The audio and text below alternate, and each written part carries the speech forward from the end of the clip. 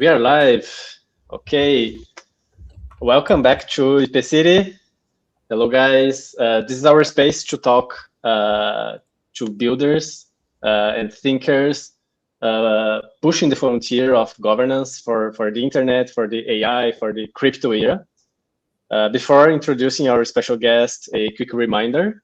We are actually 1 month away from kicking off IP Village, which is Brazil's largest pop-up city, on the beautiful island of Florianópolis, here in the south of Brazil. We are bringing hundreds of global builders and techno-optimists together to build, to prototype tools and services for an agentic city running on chain. So we are using a lot of hyped words. We will host 3 hacker houses, open for residents to work, to prototype, and run workshops and many other activities in that specific teams. 1 AI house, 1 on-chain house, and another very important privacy house. And this is one of the topics that we are going to discuss today. So if you want to get immersed in and help shape the future of cities by building it, you should join us. I will put the link in a moment. So yeah, Michel Bauwens, our special guest, is the legendary founder of the Peer-to-Peer Foundation and a leading theorist of the commons and peer-to-peer governance, studying how open networks, cooperatives, decentralized communities can organize, let's say, productions and institutions beyond the traditional state and market model. So welcome, Michel Bauwens. Thank you. Thank you for inviting me. Cool. Hi, Casta. Hi, Andre. How are you doing, guys? Casta, we can't hear you. I'm mute, sorry. So good morning. It's a pleasure to be here. I'm especially excited because I'm a huge fan of Michel. Already know him from a long time. Of course, you do a lot of stuff, Michel, but I think 2 years ago you reposted a project of mine, which is about which was Velocracy. It was a project about building on-chain decentralized governance. So I really appreciate that you took the time to take a look at it and repost it. But I already knew before that, and I was always a huge fan. So I have lots of questions that I'm very, very eager to ask you. So happy to be here with you all, guys. And my name is Andre. I am co-founder together with Casta of Weaver, which is a company that does education, communities for Web3. Velocracy is our governance product as well. So we try to push Velocracy and bring it to the real world. And I'm also really happy for us to have this conversation today. Cool. So, Michel, how did you end up working with networks and decentralized governance? Tell us a bit of your story. Well, I was actually, I feel I was a bit late, but still compared to a lot of people, I was early. I discovered the internet in 1990. At the time, I was working for British Petroleum as a knowledge manager. I was actually working, just under the top of the agribusiness. Nobody knows that BP was making food, but it was 25,000 people. And we used CompuServe before the internet. So I was already aware of this kind of capacity to, put brains in sync in real time. And I was already like, wow, this is new. This is going to change how society works. This cannot have no effect, because we've never been able to do this. And then, of course, when the internet came, then I saw, well, okay, this can only be used so far by, very well-funded multinationals, but now this is gonna bleed out in the whole society, right? So this is gonna be something. And so I was maybe the person who in Belgium, in my home country, I trained the first generation of internet entrepreneurs, and I created 2 internet startups myself in the 90s. And my first one did well. I sold it to Alcatel. The second one, kind of crashed with the internet crash of 2000s. And so then I worked for the telco on digital scenarios and stuff. So I was, really fully in this kind of digital culture and business thing by that time. And I had seen that this P2P stuff was popping up everywhere. Like it was a new form, like the Zapatistas, for example. I already saw this in 95. The Zapatistas, they were like a small rebel army in Chiapas. The Mexican army could have wiped them out after a few months, probably. But because they had this worldwide support network, digital support network, the PR cost of doing that would have been, it wasn't possible, right? And so they survived because they had these peer-to-peer networks. And then you had Seattle, like a global mobilization, but many other things. So you could see that this kind of form of organizing was becoming, more and more a general thing, right?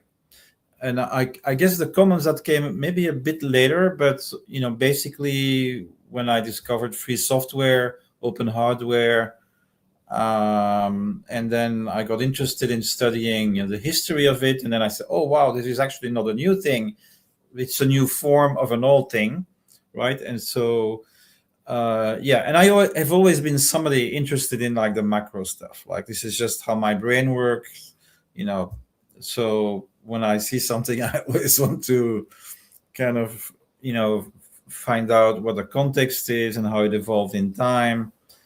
And, as the older you get, the more you can read and study, I guess, so you do have some advantages. Maybe you remember a few less things and names and stuff when you get older, but sometimes it also helps you to get like, the underlying structures and threads. And life is a string of defeats. Haha. So when you're 30, you think everything is easy, you're gonna change the world. By the time as you get older, you see how more difficult it is. You have all these unintended consequences and counter forces, and action creates reaction. Anyway, so I guess that's where I am. So maybe with a bit of more wisdom, as you and hopefully not too rigid, because of course that's another dark side of getting older. That some people get rigid in their brains. So that's kind of the story. I also, to be honest, I was a very radical lefty for a long time. So I believe in human emancipation. Of course, I also know that it gets wrong a lot, that big dreams would lead to big disasters.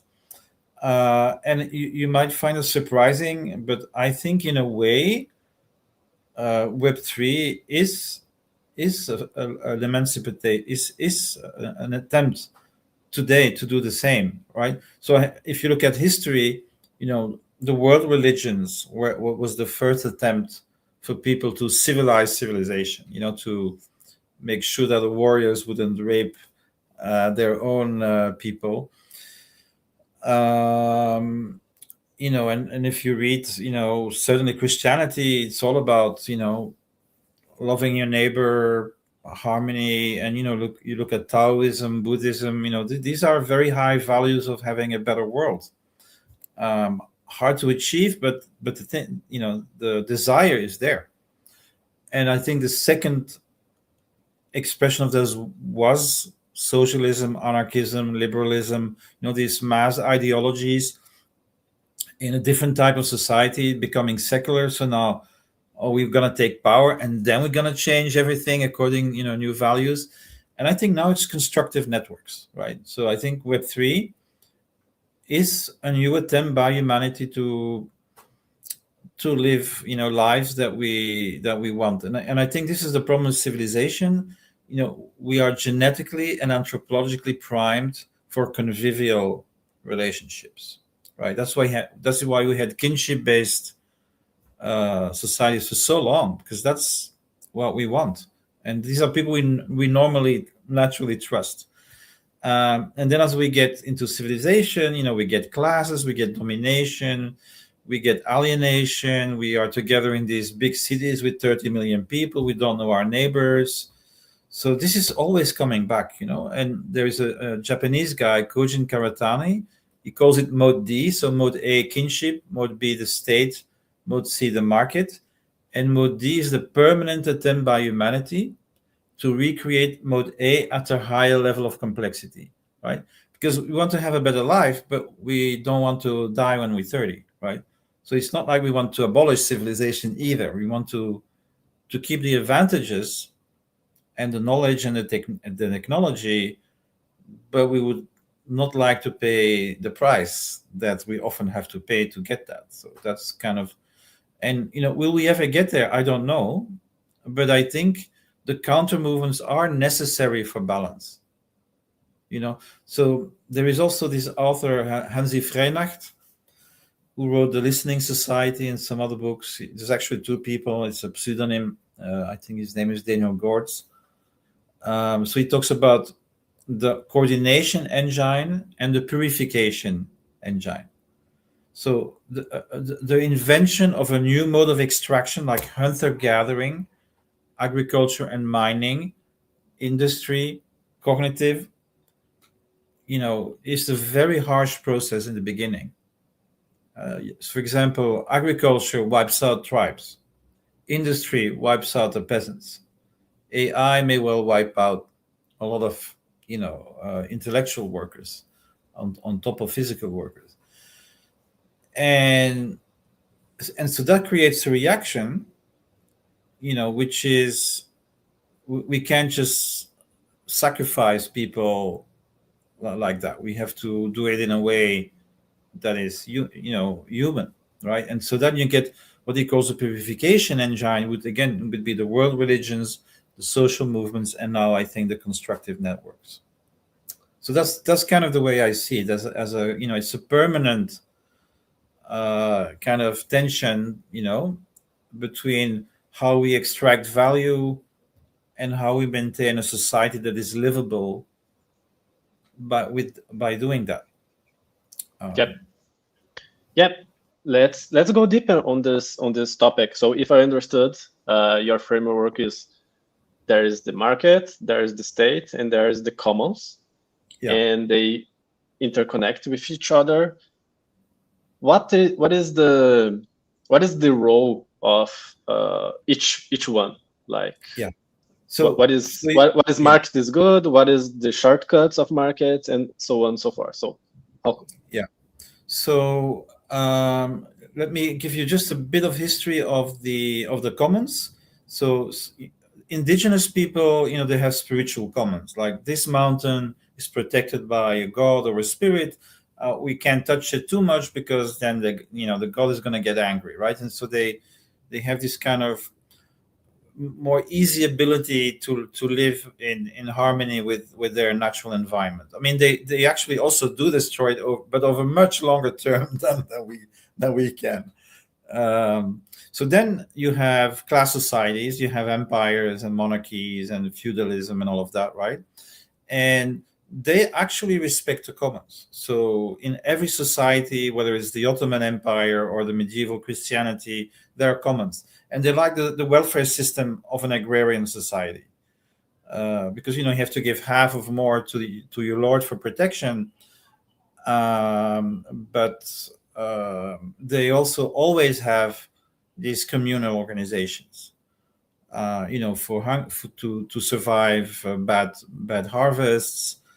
It really helps for local people to maintain a balance. And so, for example, I was at Ipêcast last year, and so we looked at Ottoman commons.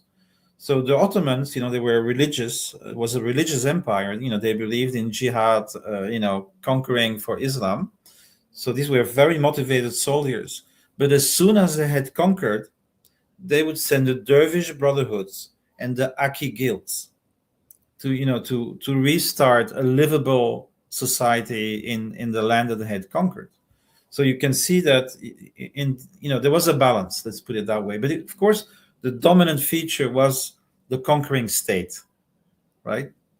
So then we get market-based societies, and this is really the first time the commons get like really repressed, because the whole idea of the merchant class is that you have to have private property, otherwise it doesn't work. So you get the enclosures. Basically the land is divided. Fences, that's where the word enclosure comes from. And then you create absolute property instead of feudal property. So if you're a lord, you have your serfs are your children. You have to take care of them, right? Once you own the land, it's a commodity. If I can make more money selling it, I'll chase away the people, and I'll put sheep in the place. Then that's how capitalism works, right?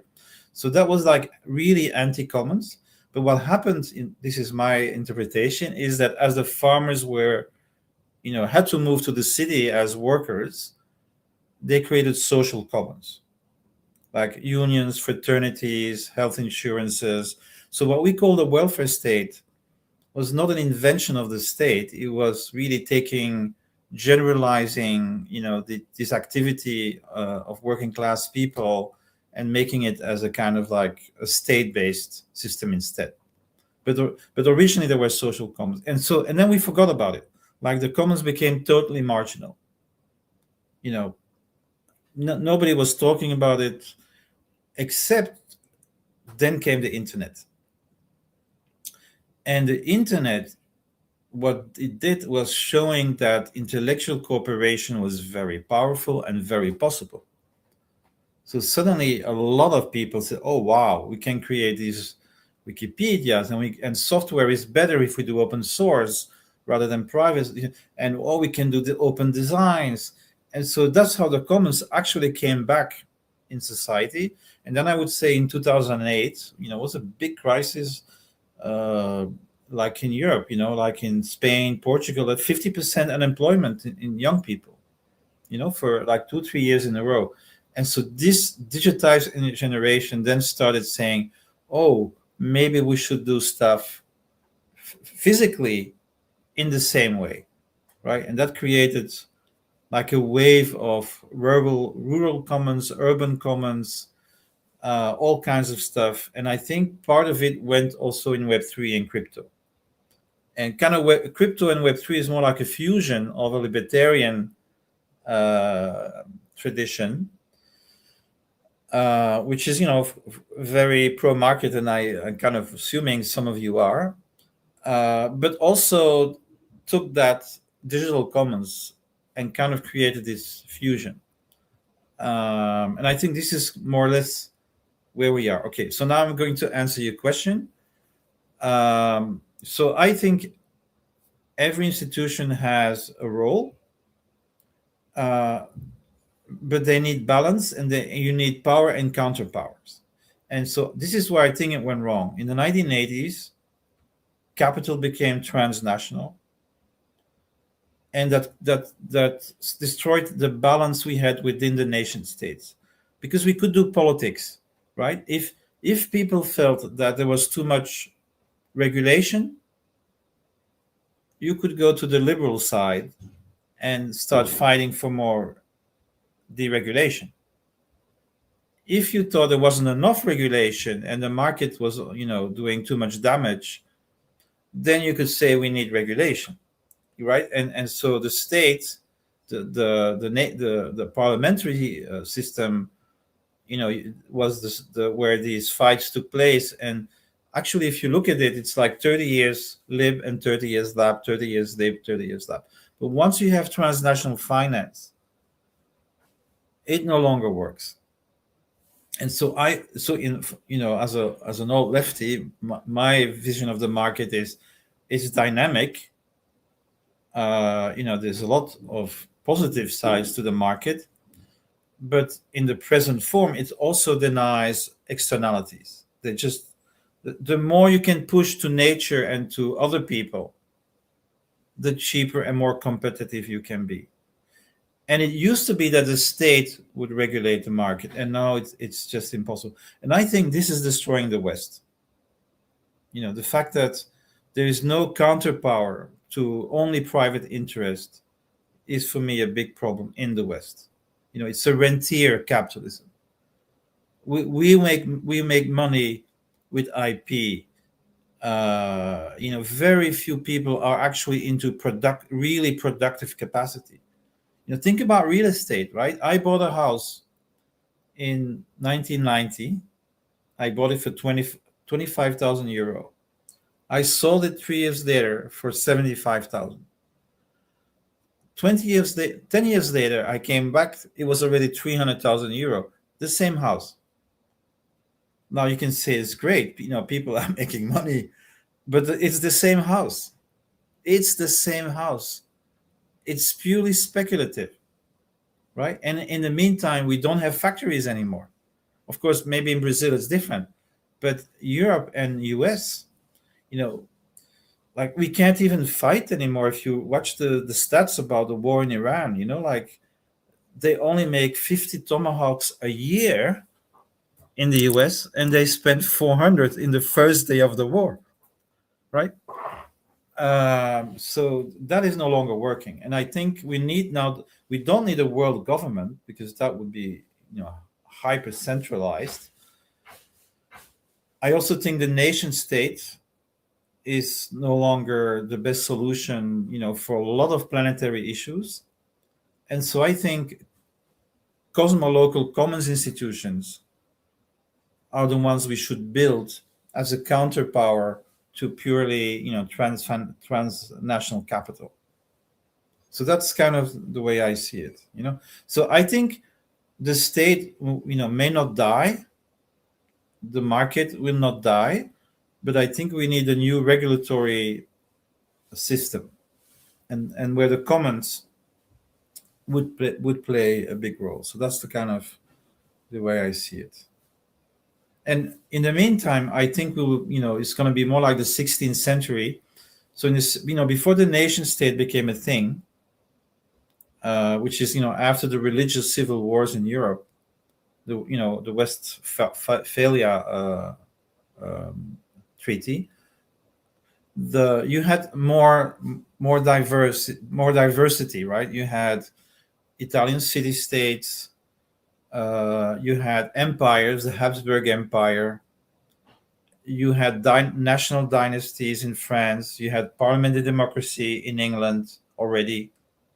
So you had this huge variety of forms instead of just one form. And the one form we have, especially after World War II, is the nation state, like in a Western mode. And I think this is not going to be tenable. But I also think we don't know exactly what's coming next, right? Because there's going to be struggle, there's going to be experimentation, something is going to fail. And don't forget, most of the people want the nation state back. People like you and me, we might want more digital nomadism and a lot of things, and we are happy doing that. Most people don't have they don't have the digital skills to be able to do that kind of work everywhere in the world, right? They're stuck, and they want protection. And that's why MAGA and the populists are back in fashion, because a lot of people want the nation state back, and we may not like it. And I cannot predict how that struggle is going out, but I don't think that doesn't mean people like you and me are going to disappear, right? Because we many, as there's like 50 million digital nomads, and there is 5 trillion of crypto money floating around. So so I say we, but that's a force, right? So yeah, we don't know exactly how things are going to evolve, but we are a force. And so we shouldn't stop wanting and trying to build the stuff we want to build. And we'll see, we'll see how that goes. Well, I have some. If you don't have any questions, I have some questions for Michel. Man, first of all, it's a pleasure to hear you speak. Like I was already a huge fan, but hearing from you live, it's awesome. I think you presented us with a set of like really good ideas and a good chain of thought, talking about previous models where the arrangement of market commons and state is more oriented towards the state. So state rules, markets obey, commons are the children of the state, be it more of a theocracy or a monarchy, something like that. And as we emerged from that to more market oriented arrangements where market is king and state tends being something like a puppet of the market, or the market bribes the state machinery to more deregulation or to favor their interests. Everything becomes about capital, and both the property and the commons become commodity of the market state, of this or of the arrangement that is oriented towards the market. I totally agree with that vision. I think that we are seeing some stuff like that. I think that the way money has evolved, it has evolved towards that mean money is now imaginary, money is infinite, so it can be infinitely manipulated towards that kind of objectives. And what hopes of light, beams of hope can we get here? Internet presented us with some, like, well, perhaps there is a way out of that endless loop of let's end up in something like cyberpunk where corporations rule everything. So internet presents in cryptography, and now the emergence of crypto with smart contracts present the commons with a set of tools that they can use to try to arrange themselves without the market counterpart, or this the established private market corporate part of the arrangement, without the state part, which has now become a puppet or a servant of the market. So commons have tools that allows them to try to organize themselves, resist, and perhaps operate apart from the established mechanisms. Let's do our own currencies. Let's do our own markets. Let's do our own set of communications, our own set of rules. In that context, code is law. I think it's good for the commons because commons. Now I want to. Now it's that. That's my question. I was just contextualizing the question. So the idea that commons can organize themselves and resist and detach and depart from the established setup, it's good. But the way I see it, and it's from experience, of course, is that when you try to scale the organization of commons from thousands or from hundreds or dozens to thousands and tens of thousands, commons, they seem to collapse on their own organization. And in your experience, we are now entering a new era of like macroeconomic chaos, geopolitical chaos. People are arguing that World War III is coming. The world order is changing. I think it has started. Yes, it started. Yes, of course. It's already started. And I think more than ever, we need good setups for commons to defend themselves because their interests are not going to be preserved on the outcome of this scenario. In your experience, what do you see that the commons have today that they must try to work in order to really be able to scale and do not collapse under the complexity of like huge networks of commons? Okay, so I think now we have two models that already exist. One is the open source model. Okay. And in the open source model, you have a productive community, all the people contributing. You have, if it works, after some time, you have all these entrepreneurs that create businesses around. Look at Linux and Red Hat. They can be huge economies. But because the commons is completely demonetized in the core, and because people need to make a living in a capitalist economy, they tend to be maybe not dominated, but under the influence of these, large companies that coalesce around this particular model. And then what they do, most of them, like really 95%, is they create foundations. So in a way, it's the state of the commons. It's where the contributors and the entrepreneurs and everybody else who has some stake, it's like their parliaments where they negotiate, they have conferences, and it works, but it leaves a lot of the commons demonetized, so people can't make a living in the core.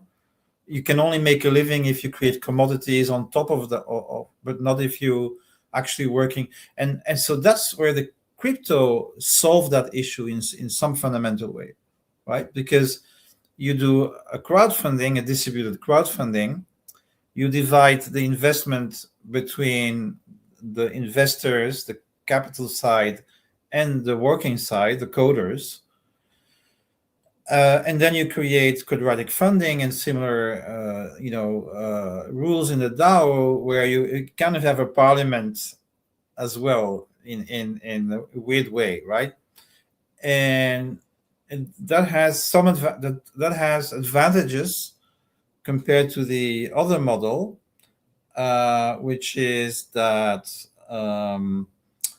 people get paid. More people get paid. So it solves like the economic issue. But if you look at what crypto does, it is not connected with the physical world. And actually, even open source, you could say the same. And so my analysis is, as long as we don't do that, we will remain marginal. We have our niche, and some people are doing well in that niche, and it's growing, and it's very innovative and creating new types of institution and practice. All that is good, but we're kind of at some level we're parasite is not the right word, but you know what I mean. Like we're relying on all the other stuff that exists in the physical world, and then we do our, we're in the noosphere. We produce code and we produce knowledge and stuff like that, right?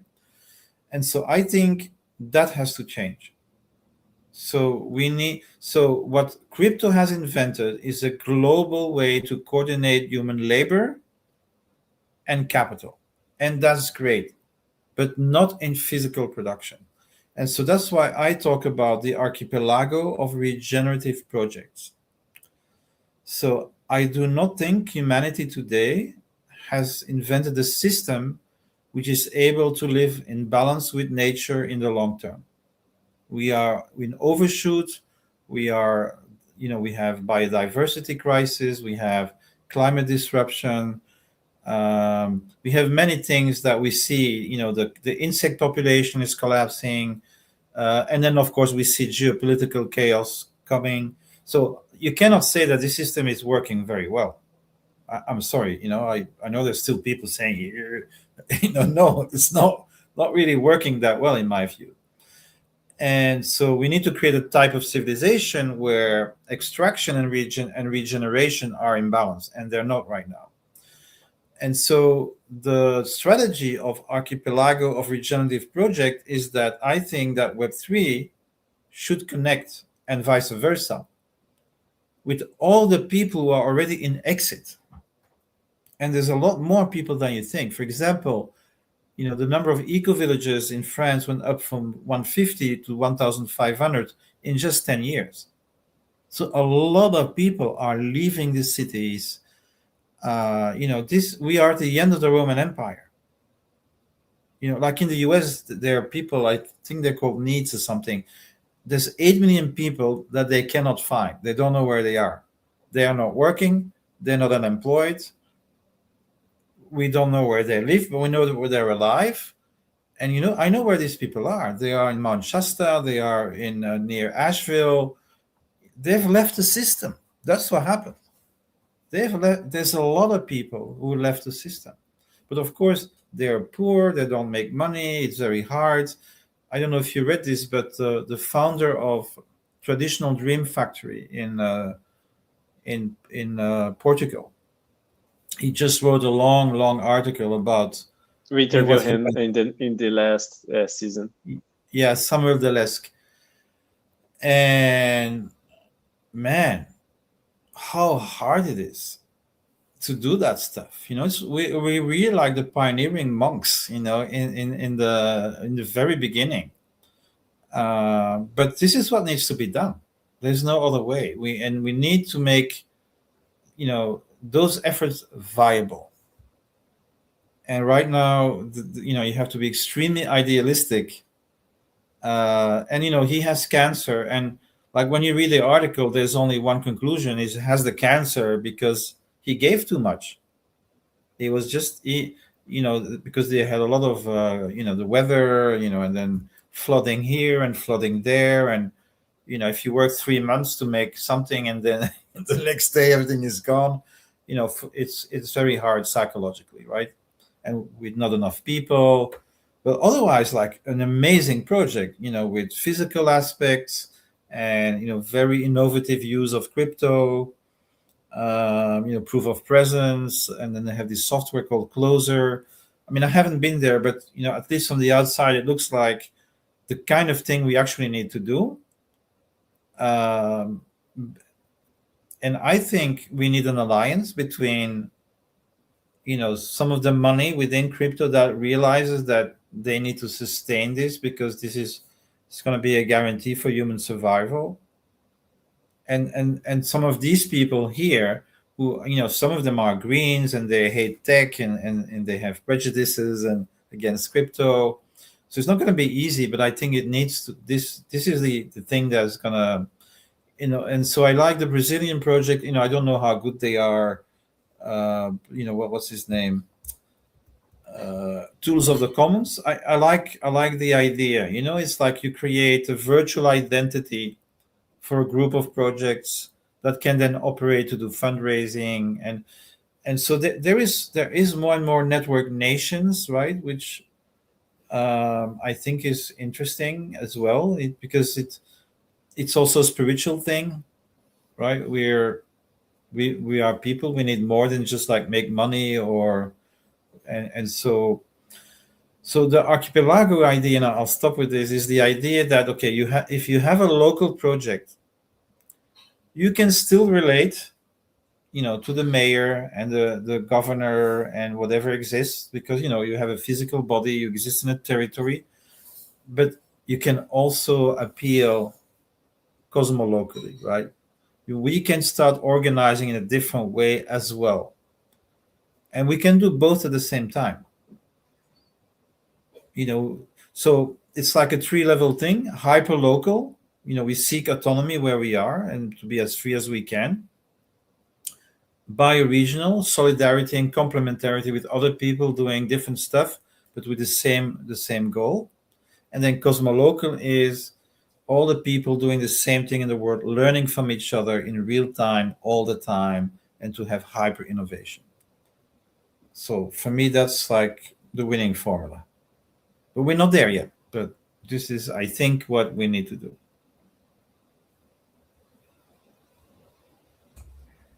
I have a question as well that I think that's a follow-up. Is last week we had Jackson here, the director of Network School, and Jean is organizing Ipêcast, a pop-up city. I was there last year. We are going to be there this year as well.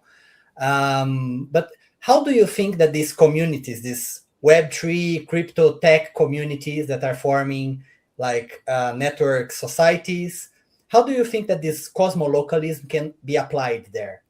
Because I think that I was there, I spent January at Network School, but I think that many things could be done locally and they are not. So what do you think that these new startup societies should start doing to adapt to this cosmolocalist view?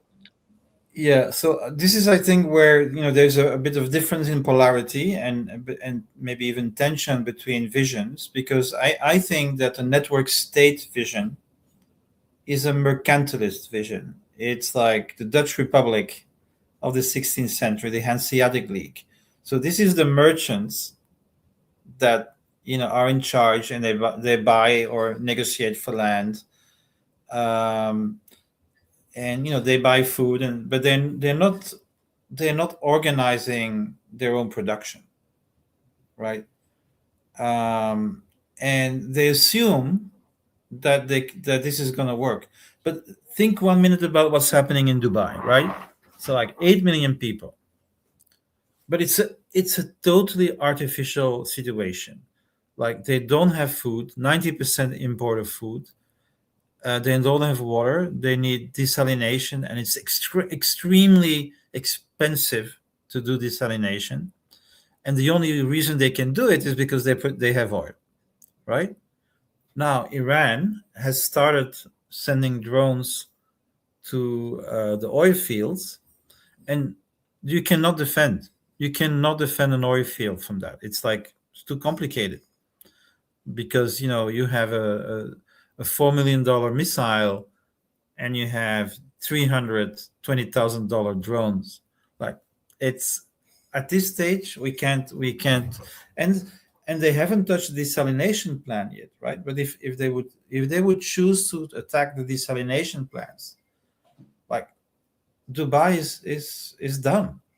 So this is why I'm saying that you should be related to people who make food, who do renewable energy, who do all kinds of things that you actually need, right? But it doesn't have to be purely geographic, right? You can have a network community that is related to 10 different eco-villages, and they don't need to be together in the same place. So we can think in terms of translocal geography, but we do need to think that level. And I think that's what people like Balaji are not doing. They're not thinking about. They just think they can buy everything. But depending how bad stuff gets, after the Roman Empire, there was no money at all, right? So Bitcoin is great as long as Bitcoin is accepted. And maybe it will, maybe it will forever, but so we have to also start in terms of risk and de-risking and resilience and anti-fragility. And because I hope that you see that, guys, how fast things are going south, right? Things can go south very fast. It's non-linear. It's not like we went up and then we go slowly down. No, this is not how it happens. It happens to crisis, and maybe China and Russia will decide, well, we got to do something, because we're gonna, China needs 40% oil, and now they're not fighting. But what if they really, really are in trouble, and they have no oil coming from the Middle East? I mean, I don't want to sound too apocalyptic either, but it's just that we don't know. But we know that we're going through a change in history. We're in a downward slope for the moment, and of course, there's always light at the tunnel. And I believe we should look at the light at the tunnel. But it's not like a smooth line. It's not gonna. Transitions are not easy, and of course, it could be different, but I don't think so. I see no signs that this transition will be easier than, let's say, the end of the Roman Empire or the religious Reformation civil wars, in the 16th century Europe. No, this is on a similar level, with very destructive weapons on top of it. Michel, really, really good insights. I think you are. I do not think you are being apocalyptic. I think you are being realistic. I also find sometimes that not any specifics, but overall in the network state movement, sometimes people to me sound too optimistic. They sound too utopic, or they also rely a lot on money to put the pieces together. And at the end, in the end, money is only an instrument for social coordination. Like, I always say it's a representation of value. It's not the value itself. Yes. The value is the people, the stuff, the work. That's the value. And all monies, not just Bitcoin, every money is a representation and a mobilization of real value, but it's not the value itself. And you cannot forget that. It's like of course, as long as it functions, as long as people accept its representation, it's valuable. But if it breaks, then if the money stops and the coordination breaks, then the coordination was artificial. And as you said, we should coordinate based on like natural resources and limitations and the way the world really functions. And money could facilitate natural coordination. But if we are only able to coordinate if we have artificial numbers on digital balances, telling the flow of private capital, then this coordination is not sustainable. It's artificial, it's fragile. And if the world order breaks and like SWIFT payments break and dollar systems break, then all the hell breaks loose. And I also think that if we talk about commons initiatives and like let's think about new forms of civilizatory infrastructures, we really should be able to tackle ideas that go beyond that. No? Yeah. And by the way, I want to say, and I stopped following it, but when I saw your thing, Valocracy, yes. Yeah. So I thought, wow, this is going in the direction of contributory value, right? And this is what I think needs to happen. So, before the 16th century, value was land. You had land and farmers working on the land, and they were giving you, their percentage. And so people believed, and in that context, rightly, that value came from the land, right? And then in the 7th century, there was a whole discussion, and they settled on first labor. If you have workers who can work in the factory, you can make the products, you can sell them, and then of course that became more like factors of production. But anyway, so and value became commodified, right? So we are an extractive economy, so we need to extract, create something scarce that's marketable, because if you don't have tension between supply and demand, there's no value in our system. So you need to extract, make it scarce, set it at a price, and then we tax it and we redistribute it through the state. That's what we settled on for 4 centuries. But by doing that, we ignored externalities, right?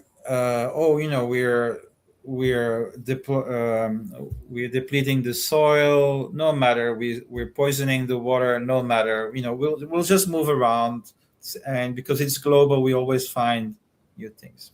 And I think that is ending. The world is full. There's not so much, to continue forever like this. And so I think we are moving to contribution, and I think we already see it both in open source and in crypto. It's based on contribution, and you still have market, but they coexist with each other, right? So in the commons economy, which I think we already in it in some sectors. So what does IBM and Red Hat depend on? On the contributions of all the people who do Linux. And then they create market value around it. But their market value is codependent on the success of the contributory mechanism, right? Same with crypto. Like if you talk about proof of presence, that means Samuel recognizes contributions. If you're there physically, this defined as a contribution. It's not labor as a commodity anymore. It's based on, and so this is the new value scheme. The commons economy is going to be a contributory economy, and I think, I don't know how well you did it or how well is it going, and if you have everything right or not. But what I liked when I was looking at your stuff 2-3 years ago was, okay, here's a guy who's working on it. He's got it, right? You've seen some of the light, and you went in that direction, and this is good. And many people are doing it now, but it's fragmented. But many people are doing it. So I think there is an increased awareness that this is the way to go. And then impact is like negative contribution, right? Yeah. Like if you poison, and so now more and more you have schemes that are being proposed and worked on. I met a guy called Joseph Potvin, forgot the name of it, but he has a whole system where, with sensors and satellites to determine the health of a bioregion. And his proposal is, if you are contributing, if your bioregion is getting healthier, you can create wealth. But if you're impoverishing it, like the soil is going down and everything, then you can make less money, right? So they turn the value system around.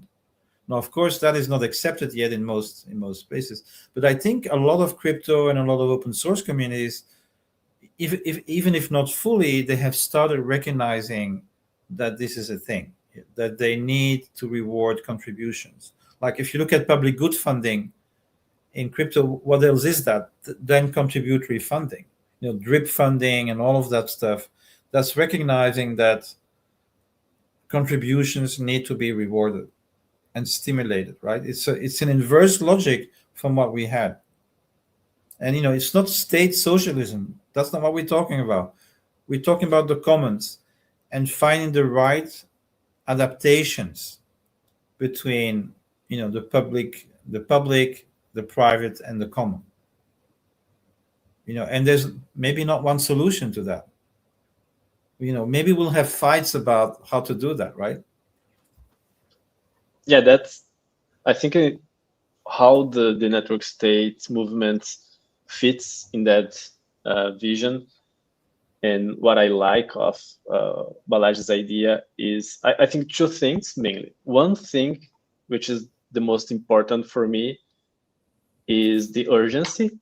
So we've been talking about these topics in academics and several areas, environments, for like forever.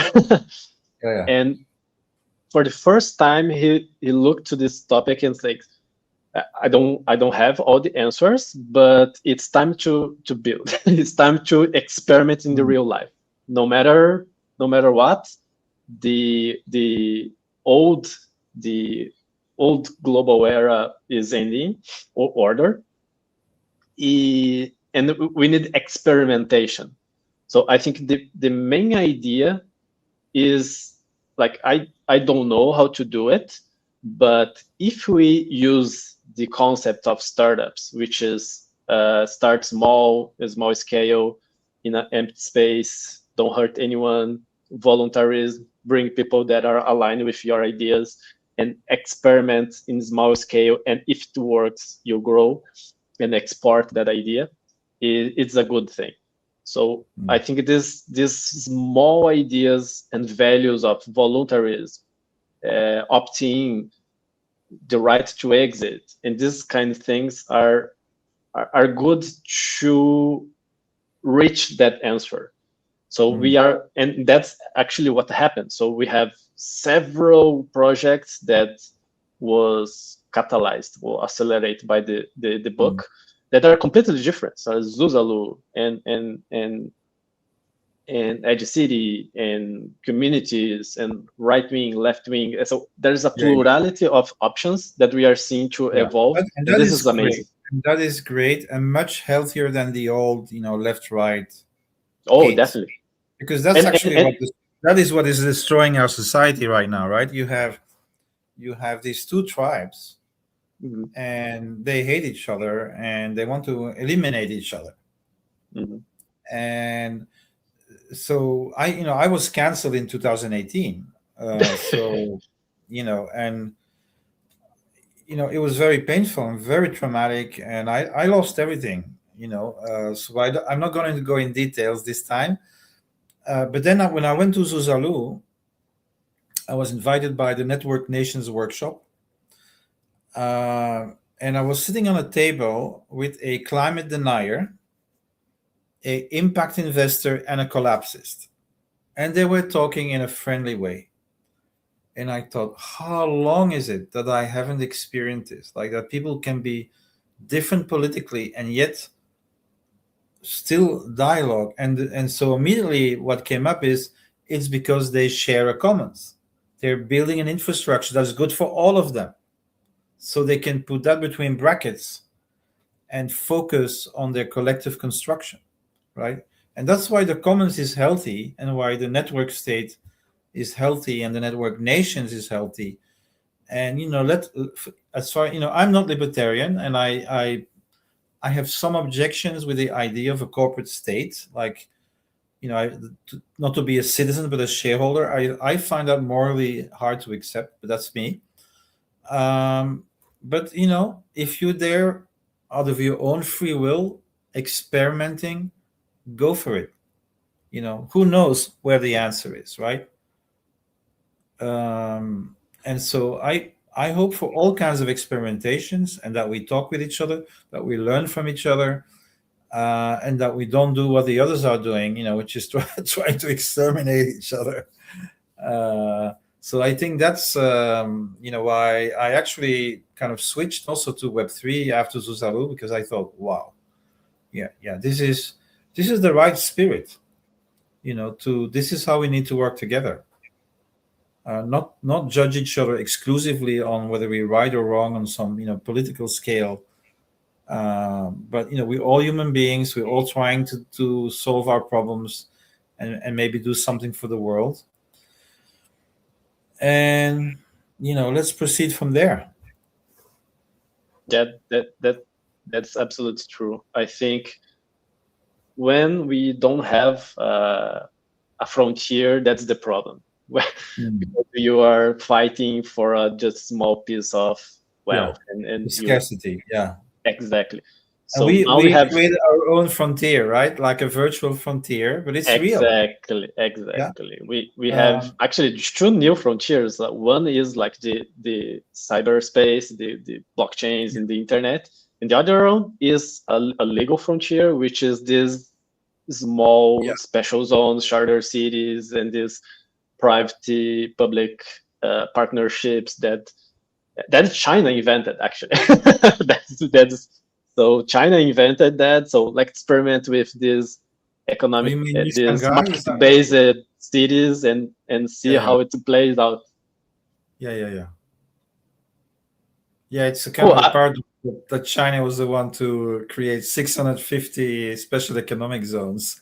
Yeah, exactly. Yeah.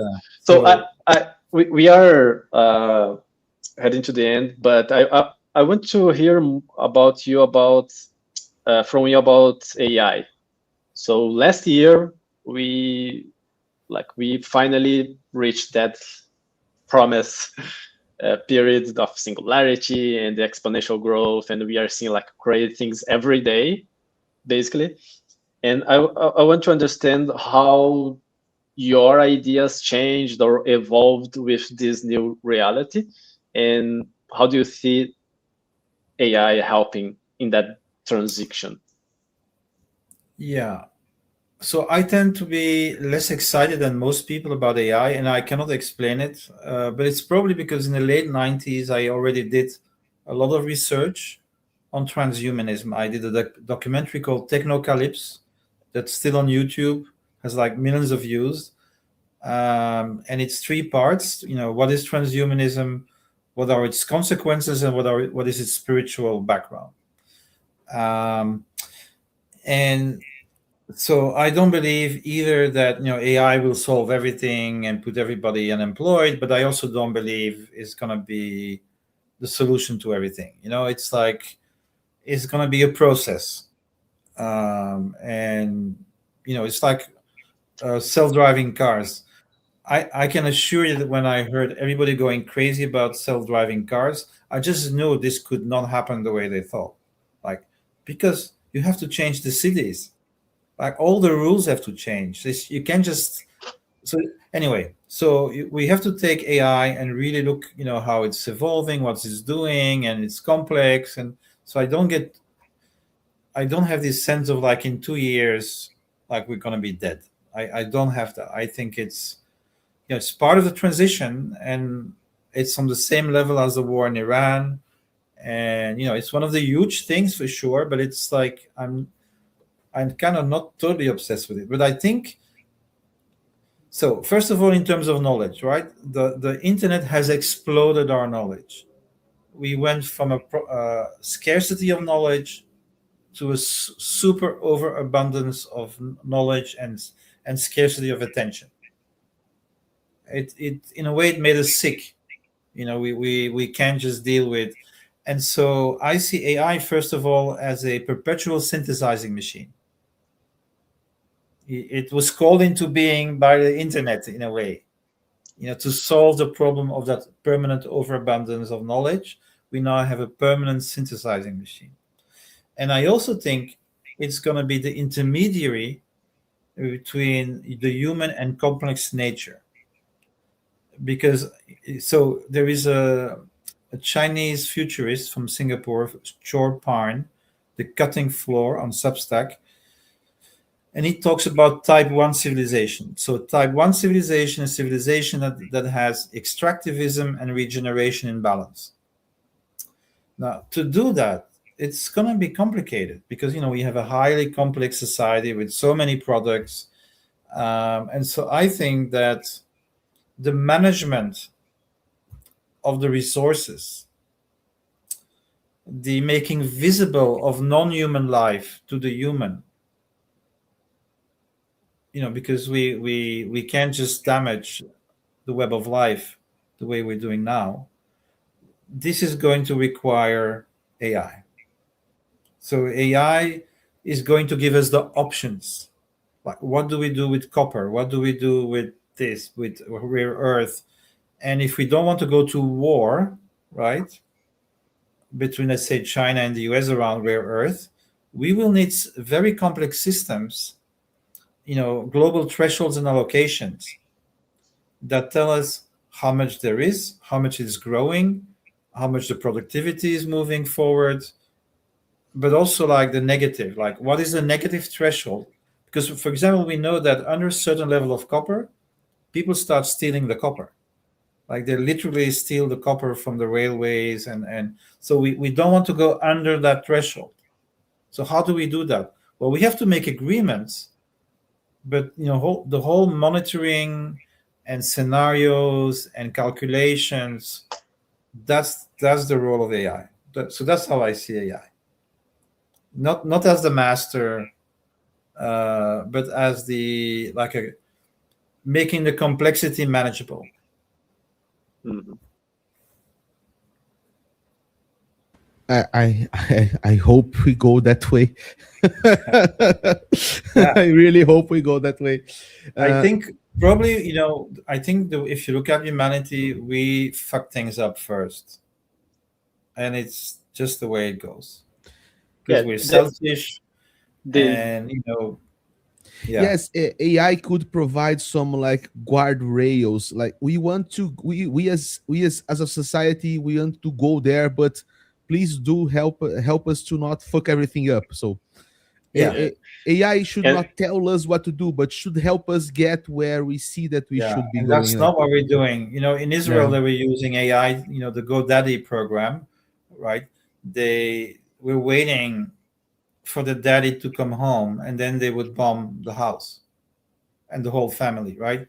And they use AI to find out when the father was coming home. I'm not pinpointing one people here because this can happen in many other places where where human cruelty exists. But just saying that's what we're using AI for, right? And the Americans just used it to wipe out the leadership in Iran. They use AI for that. That's why I'm really pro open source AI and decentralization. Because and they're listening to everyone, and the moment they want to destroy you, they ask Palantir, or maybe that guy watches certain kinds of porn. It can be used in so many bad ways, and it will. And it's probably after a few pedagogical catastrophes and then you get people like really revolting. And this. So after World War One, the crime rate went down by a factor of 100. Right. So basically, what happens is, people want to go to war at some point. They're frustrated, they're angry, they want to destroy the others. And so, when the war starts, everybody's enthusiastic, patriotism and the propaganda, and we want all the Germans dead and all the French dead, or whatever, the thing is. After 4 years, like, never again, right? And that's when you have sorry to say, but that's when we have great progress. Like, never again, and then suddenly, yeah, life changes for the better for a few generations. Normally 4 generations before we forget why we did the good stuff. And I think this is where we are. We had a very long peace, at least in the West, and there's too many people who want conflict, because they've forgotten the cost of conflict. Yeah. And in that context, how could I criticize the network states? You're not killing anybody. Oh my God! Yes, You're trying to do the good as you see it, with people who agree to do it with you. I have no problem with that. Yeah, and I think tech has a technology, digital technology in general. They have a more collaborative nature. So the internet and Wikipedia and so even companies, startups, like in crypto, you see like there is Solana and Ethereum, they are fight each other, but there is tokens flowing between the chains, and so it's more like collaborative, more creative. Yeah, exactly. Absolutely. While the state and these monopolized institutions, they tend to be more violently and less creative. So they try to enforce things and taxation and these kind of things. It's more violent. There's a high trust level. There's a high trust level in general, I think. Despite all the bad stuff that's also happening. But actually, when people are together, I see a very high trust level. Mm-hmm. Which, I think is a sign of moral development. Yeah.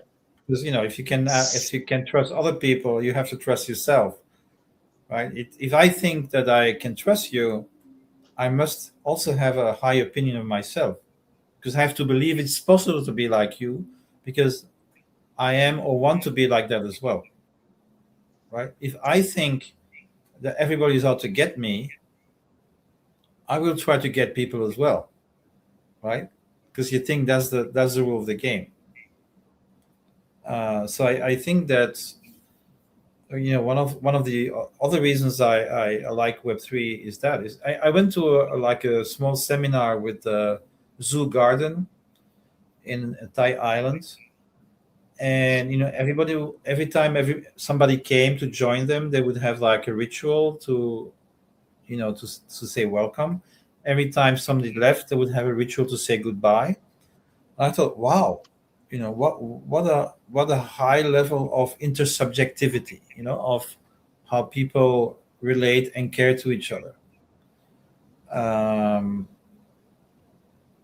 It's not so easy to find outside of Web3, I think.